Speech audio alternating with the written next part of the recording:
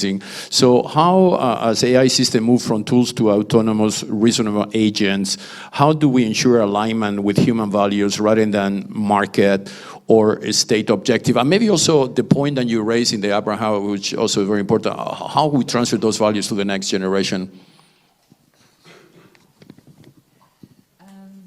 There's no shortage of... Dud. Listen, there's no shortage of conversations around artificial intelligence. For those of us in this space, we're getting whiplash. We can't keep up. I can't even imagine what it must be like not being in the space, but going into meetings and summits and conferences and hearing about AI this and AI that. I've hit AI fatigue and I'm in the darn space and made a career out of it. I can't even imagine what it must be like from the outside. I'm not a researcher. I'm not an academic. I'm not the CEO of a famous company that's worth, $140 billion. I execute. It's what I've made my reputation on. I'm fundamentally a practitioner, and I've done over 200 plus deployments over the course of my career, building AI capabilities, not just plugging and chugging a tool within enterprises to help them grow. Okay.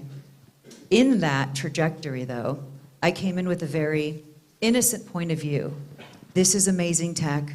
Everyone must leverage this amazing tech. Let's go. Okay, you mature a little bit. This is amazing tech. Oh crap, this is a lot harder than I anticipated it was going to be. It's okay, let's keep going. This is amazing tech. We've hit amazing success at proof of concept because it's a contained environment. Sanitized data sets. Security restrictions are constrained.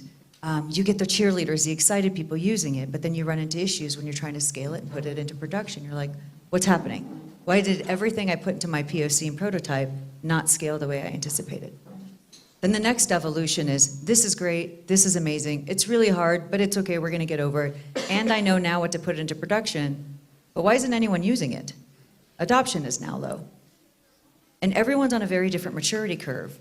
But undeniably, everyone is going to go through this process when they are trying to build these advanced capabilities, because you still have most of your workers operating on Excel spreadsheets and PowerPoint. And now you're trying to leapfrog into artificial intelligence, which fundamentally requires an element of maturity with your data, your infrastructure, and your talent pool. For most organizations, it's still extremely overwhelming, but you get the board pressure, you get the executive pressure, and it's go do. Okay, so what's happening now is most companies and most of the hype that you're hearing is really using AI and not doing AI. Using AI is when your company buys a few hundred Copilot licenses, you get taught on the do's and don'ts of prompt engineering, go summarize an email and take meeting notes. With all due respect, that's actually not generating the compounding revenues that everyone's expecting. Doing AI is a very different beast. But it requires focus and funding and prudence and patience, things that are just attributions we have lost over time, because now you're taking a function and you're decomposing it into tasks and subtasks, and you're deciding what should be outsourced to the machines versus what should be kept in-house. In theory, that sounds great, but we all know that you have to have a human in the loop, right, to avoid risk exposure. We are okay because we've developed that craft, that expertise, if you will. But if we don't hire the younger generation, who's going to be the human in the loop in 5 to 8 years? We are creating a massive gap right now with the choices we're making. And to quote Charlie Munger, he would always say, show me the incentives and I'll show you us human behaviors. So the convergence with human, because I've seen some of my deployments live, of the over 200 deployments I've done, about 67 made it into production, and of the 67, 38 are still in use. I've seen the impacts on the workforce. One, it does create intellectual atrophy. You're creating a strategy for a new market channel, for a new product. You don't have the answers. You can't hire a management consulting firm and pay them a few $1 million of doing it. What are you going to do? ChatGPT. The way it communicates with you is so sophisticated, you actually believe it and you copy and paste it. That is actually a behavior. And I've given experimentations to my most senior teams and junior teams, and the deliverables are beautiful. But when you start asking the whys as an experienced individual, you'll actually find out those that are AI produced are superficial right now, because we have not taught the people that we are leading, our children, the Gen Zers, the folks who are trying to Amazon their Prime their way through learning processes, how to go deeper. All of this is to say, there's a few things that I think we as a society have to do, because I don't like talking theory, I'm very biased towards action. The first is, everyone is learning and earning. Wherever you are on the spectrum, the answer is yes. We are not going to have a massive convergence in a year and a half, but there is going to continue to be a digital divide. So the first thing is, do not abdicate your responsibility of becoming somewhat AI native. It is just fundamentally the future. You cannot say, oh, I'm going to give it to my IT guy. I'm going to give it to my tech guy. I'm going to go to a few talks at Davos, get some information. I'm going to regurgitate the information and sound smart and not have a hand into how we shape society. Abdication just isn't an option anymore. I would say that's the first. The second, if you're parents, the way we parent children now is going to be very different. It is no longer about teaching them math and helping them do algebra and geometry and homework. It is about teaching them common sense, critical thinking, and discernment. Because in the new world that we're going to, nearly everything can be processed. So how do you distinguish your unique value in that currency in the future? It's funny because in my house, digital time is not entitled time. You have to do 1 minute of reading, 1 minute of chess, or 1 minute of piano. And then you get 1 minute of digital time. Why? I have to develop this side of the brain while this side is being overly stimulated and overly developed. You have to institute critical thinking and prudence in the people you manage and in the children that you're raising.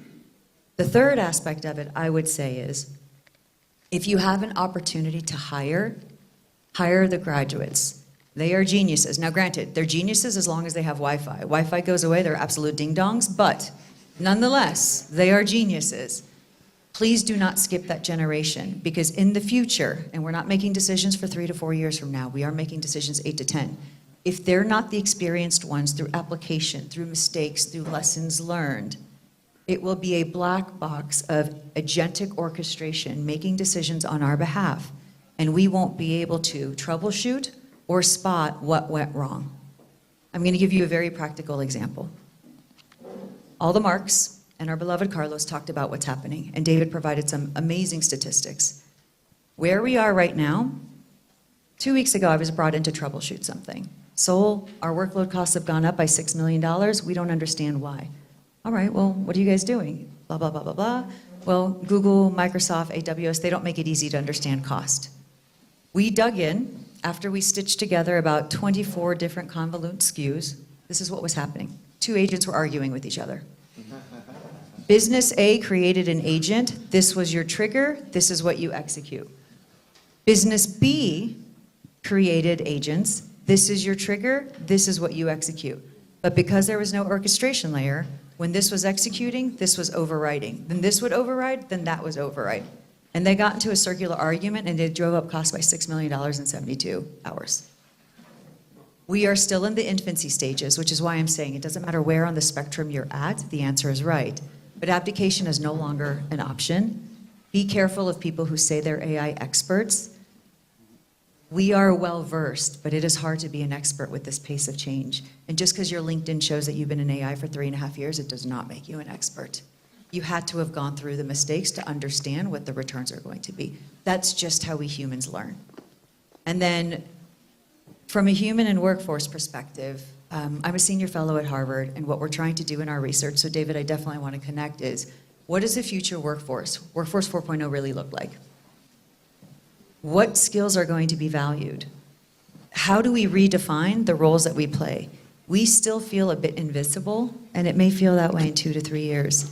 Your nieces, your nephews, your children, the people you're leading. Pardon my French, but how do you call BS when something is AI generated if you're not in the know? You have to be involved. So for me, it is about protecting the workforce, but making sure that they understand it's not about using Gemini to summarize emails, and it's not about the do's and don'ts of prompt engineering. You have to take your task and redefine it, because I want to make sure that we live in a world where AI happens with us and not to us. And the position and posture we're taking right now is let's just wait till the big tech decide the path of the future. And that's just not the case. So it doesn't matter if you have a tech backbone or not. You all have sovereignty, choice, and quite frankly, you're amongst the privileged one way or another. begin making human decisions if you can, so that there is a future with us included. And we don't automate the hell out of everything and reduce the things that make us beautiful. Wow. Thank you very much, all. Really amazing insight.